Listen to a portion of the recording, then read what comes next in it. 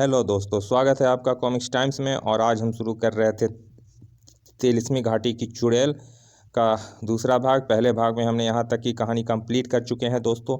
चलिए शुरू करते हैं बिना समय गंवाए। हाँ, होश में आते ही मैंने अपने सैनिकों को राजकुमारी की खोज के लिए दौड़ा दिया। फिर करीबन 5 माह की खोज खबर के बाद सेनापति ने मुझे खबर सुनाई। महाराज की जय हो, हमने 43वीं घाटी का पता लगा लिया है। सच? जी महाराज। फिर देखते क्या हो, हम अभी ही अपनी पूरी सेना के साथ 43वीं घाटी की ओर रवाना होना चाहेंगे। जो आज्ञा महाराज की। फिर 10 दिन की यात्रा के बाद हम अपनी सेना के साथ 43वीं घाटी पहुँचे। महाराज, यह सामने वाली घाटी ही 43वीं घाटी है कहलाती है, और सुना है कि वह दुष्ट चुड़ैल सामने वाली झोपड़ी में रहती है। चलो और उस झोपड़ी को चारों ओर से घेर लो। लेकिन जैसे ही सैनिकों ने घाटी में उतरना शुरू किया, एक पहाड़ पर दरारें पड़ने लगी और अगले ही पल एक विनाशकारी दृश्य मेरे सामने था। बचाओ! आई उफ! फिर यह स्थित 43वीं अंदाज में तुरंत ही बदलती और अगले ही क्षण उसमें से भी भयावह दृश्य था। हे भगवान बचाओ! भूख! आग भी जल्दी ही बुझी और सैनिकों की और मौत एक नए अंदाज में बढ़ी। बचाओ! भागो! उफ! हा मूर्ख राजा, तू क्यों अपनी ही सेना का दुश्मन बन बैठा है? इस घाटी में मेरी इच्छा के बिना तेरी सेना तो क्या यह हवा का एक झोंका भी नहीं आ सकता? हाँ, तू जरूर नीचे आ सकता है। मैं तेरे प्राण नहीं लूँगी, क्योंकि मैं तुझे कोई आसान मौत नहीं देना चाहती। हा। मैं आ रहा हूँ दुष्टा। तब मैं आगे बढ़ा। बोल दुष्टा, कहाँ है मेरी बेटी? वह सामने। मेरी बेटी! फिर मैं अपनी बेटी को उठाकर जैसे ही उस चबूतरे से नीचे उतरा तो मेरी बेटी के शरीर के 4 टुकड़े हो गए। हा नहीं मूर्ख इंसान, यह मेरी 43वीं घाटी है। अपनी बेटी को तुरंत ही फिर से उस चबूतरे पर ले जा, उसके सारे अंग फिर से जुड़ जाएंगे। और याद रख, तू जब भी चाहे यहाँ आकर अपनी बेटी से मिलना और अपने वह उसके भाग्य पर रोना, लेकिन भूले से भी कभी इसे इस चबूतरे से नीचे ना उतारना, नहीं तो इसके शरीर के 4 टुकड़े हो जाएंगे। समझा? हा। हे भगवान, अब मैं क्या करूं? फिर मैं जैसे ही अंग कटी अपनी बेटी को लेकर पुनः चबूतरे पर पहुंचा तो पिताजी, मेरी बेटी! इस तरह मजबूर होकर मैं अपनी बेटी को 43वीं घाटी में छोड़ आया। इधर बेटी के गम में रानी चंद्रकांता ने अपने प्राण त्याग दिए थे। ओह! तो क्या फिर कभी आप राजकुमारी से मिलने 43वीं घाटी गए? हाँ, मैं प्रत्येक माह अपनी प्यारी बेटी से मिलने 43वीं घाटी जाता हूँ और अपने दुर्भाग्य पर आंसू बहाता हूँ। महाराज, अब आप और दुखी मत होइए। ईश्वर ने चाहा तो जल्दी ही राजकुमारी जी आपके पास होगी। ईश्वर तुम्हारी बात सही करे, लेकिन फिर भी मैं निराश ही हूँ राजकुमार। ईश्वर पर भरोसा रखें महाराज, एक दिन सब ठीक हो जाएगा। फिर वार्तालाप यहीं समाप्त हो गया और राजा से आज्ञा लेकर राजकुमार विश्राम करने अतिथिशाला चला गया। फिर दूसरे दिन सुबह सवेरे राजकुमार अजय राजा शिव प्रताप के शयन कक्ष में पहुंचा। महाराज, मुझे आज्ञा दें, मैं यहाँ से जाना चाहता हूँ। लेकिन कहाँ जाओगे तुम?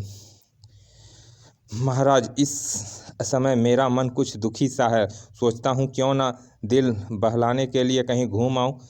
यह ठीक रहेगा। मैं अभी तुम्हारी यात्रा का प्रबंध कर देता हूँ। फिर थोड़ी ही देर बाद राजा से आज्ञा लेकर राजकुमार अजय एक और चल पड़ा। ना जाने क्यों मुझे इससे पुत्र जैसा स्नेह हो गया है। क्षमा करें राजन, मैंने आपसे झूठ बोला है। मैं घूमने के उद्देश्य से नहीं, बल्कि राजकुमारी को दुष्ट चुड़ैल के चंगुल से मुक्त कराने का उद्देश्य लेकर जा रहा हूँ। अब देखना है कि ईश्वर मुझ मनहूस को मेरे उद्देश्य में सफलता देता है या नहीं। फिर 5 दिन की लगातार यात्रा के बाद राजकुमार अजय एक बियाबान जंगल से गुजर रहा था कि तभी धड़ाक, राजकुमार के जमीन पर गिरते ही जंगली भैंसा तेजी से उसकी तरफ लपका। अरे बाप रे बो! लेकिन बहुत ही फुर्ती दिखाते हुए राजकुमार ने तुरंत ही वह स्थान छोड़ दिया। भड़ाक! किंतु अभी वह खड़ा ही हुआ था कि तभी फिर से उसी जंगली भैंसे ने उस पर आक्रमण कर दिया। भौं! उफ! अजीब मुसीबत है। फिर दोनों में जोड़ आजमाइश शुरू हुई। उफ! हफ! ज़्यादा देर तक इस मुसीबत को रोके रखना मेरे वश की बात नहीं है। तभी भैंसे ने सिर को एक भयानक झटका दिया। परिणाम स्वरूप उफ! फिर जमीन पर गिरने के साथ ही राजकुमार भाला लिए तेजी से उठा, लेकिन तभी उसकी नज़र सामने भैंसे के स्थान पर खड़े एक यक्ष पर पड़ी तो वह बुरी तरह चौंक पड़ा। आप आश्चर्य मत करो युवक, मैं एक यक्ष हूँ और अभी थोड़ी देर पहले तुम जिसे भैंसे से युद्ध कर रहे थे वह भी मैं ही था और मेरी इस हाल का जिम्मेदार थी तिलिस्मी घाटी की चुड़ैल। क्या?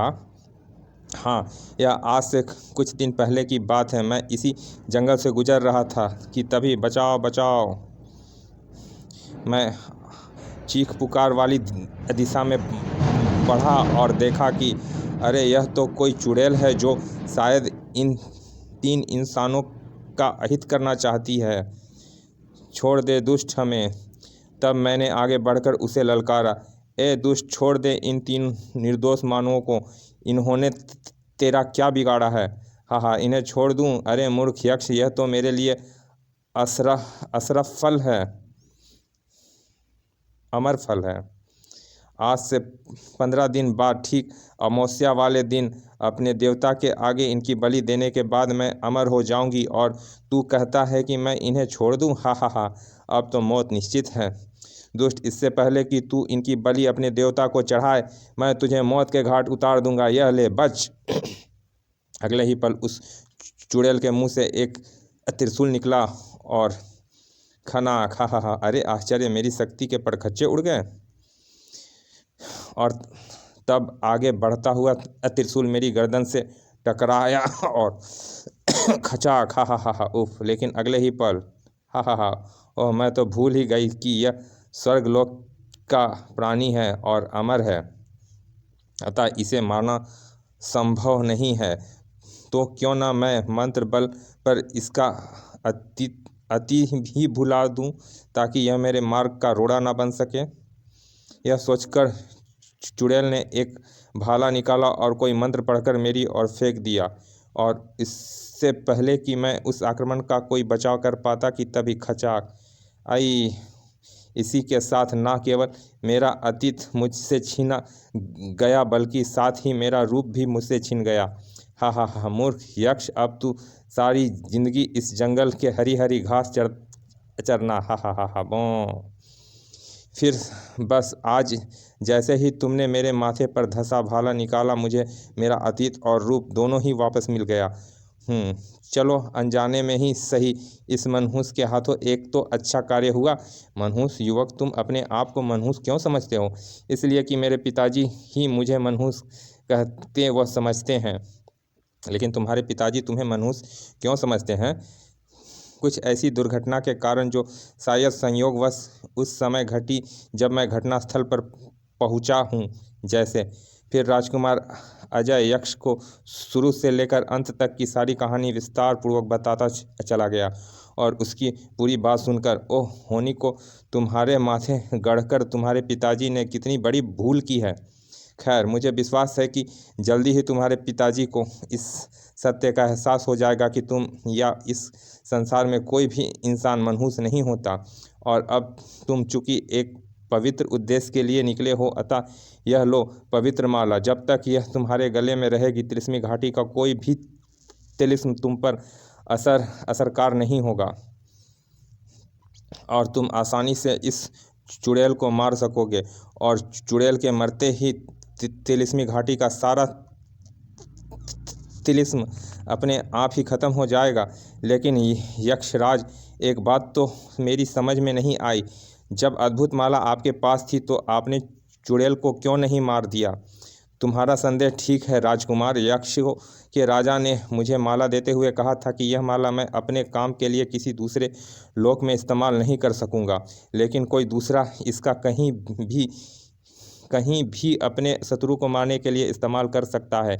इसीलिए इस चुड़ैल ने मुझे भैंस बना दिया था। यह कहने के साथ ही यक्ष अदृश्य हो गया और राजकुमार अजय एक बार फिर तिलिस्म घाटी की ओर बढ़ चला।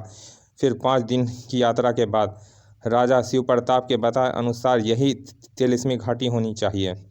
फिर घोड़े से उतरकर वह घाटी में उतरने लगा, लेकिन अभी वह घाटी में कुछ ही नीचे उतरा था कि तभी घाटी का दरारें पड़ने लगी। हा हा हा हा हैं। किंतु राजकुमार सुरक्षित था। ऐसा लगता है कि मेरे पांव तले कोई पारदर्शी शीशे की जमीन बिछ गई हो। मेरे ख्याल से यह सब यक्ष द्वारा दी माला का ही चमत्कार है। राजकुमार पुनः आगे बढ़ा। अभी मजा चखाती हूँ इसे। अगले ही पल घाटी धू धू करके जलने लगी। उफ, तभी हैं। देखते ही देखते घाटी पर लगी आग पूरी तरह बुझ गई। अभी राजकुमार ने इस मुसीबत से छुटकारे की सांस ली ही थी कि तभी गड़गड़ गड़गड़। उफ, मुसीबत पर मुसीबत। लेकिन अगले ही पल राजकुमार के गले में पड़ी माला से रोशनी की कई किरणें निकली और राजकुमार की और लुढ़कती चट्टानों से टकराए। परिणाम स्वरूप भड़ाक भड़ाक भड़ाक। अरे, यह तो कोई मायावी छोकरा लगता है। मैं इसे अभी मजा चखाती हूँ। अगले ही पल, हा मूर्ख छोकरे, तू यहाँ मरने के लिए ही आया है ना, ले मर। फिर चुड़ैल ने अपना हाथ हवा में लहराया तो हा। फिर तभी उफ, अब बचाव का क्या उपाय करूं? लेकिन राजकुमार का बचाव हुआ। यक्ष द्वारा दी माला के कारण त्रिशूल राजकुमार की गर्दन तक पहुंचकर रुका और फिर वापस हुआ नहीं। और अगले ही पल, ईश्वर तेरा लाख लाख शुक्र है। इसी के साथ तिलिस्मी घाटी की चुड़ैल का अंत हो गया। फिर राजकुमार अजय झोपड़ी के पीछे बने चबूतरे तक पहुंचा तो अजय बेटे तुम?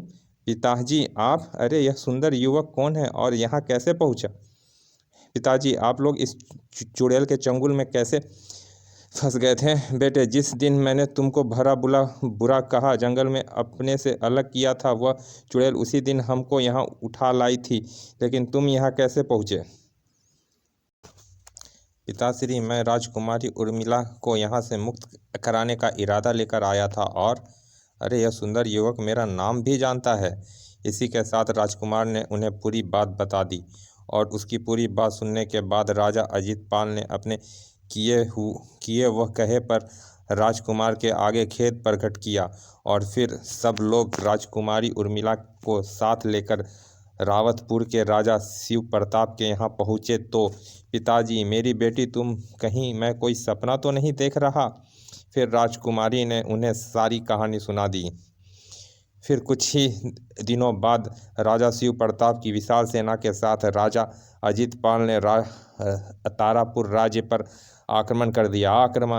कई दिनों की भयंकर लड़ाई के बाद अंत में राजा अजित पाल की विजय हुई। इस तरह उन्होंने अपने खोया हुआ राज्य वापस मिल गया। राज्य वापस मिलने के बाद राजा अजित पाल ने शिव प्रताप की सहमति से राजकुमार अजय और राजकुमारी उर्मिला का विवाह कर दिया। फिर उसके बाद राजा अजित पाल ने कभी भूल से भी राजकुमार अजय को मनहूस नहीं कहा। समाप्त। चलिए दोस्तों, ये कॉमिक्स यहाँ समाप्त होती है और हम ऐसे ही आपके लिए अच्छी अच्छी कॉमिक्स लाते रहेंगे। और अभी तक आपने हमारे चैनल को सब्सक्राइब नहीं किया तो प्लीज़ सब्सक्राइब कर दें दोस्तों, ताकि हम ऐसे ही अच्छी अच्छी कॉमिक्स आपके लिए और मेहनत से और अच्छी तरह से आपके लिए पेश करते रहें। चलिए फिर मिलते हैं किसी अच्छे से कॉमिक्स के अच्छे से भाग में। तब तक के लिए धन्यवाद। विदा।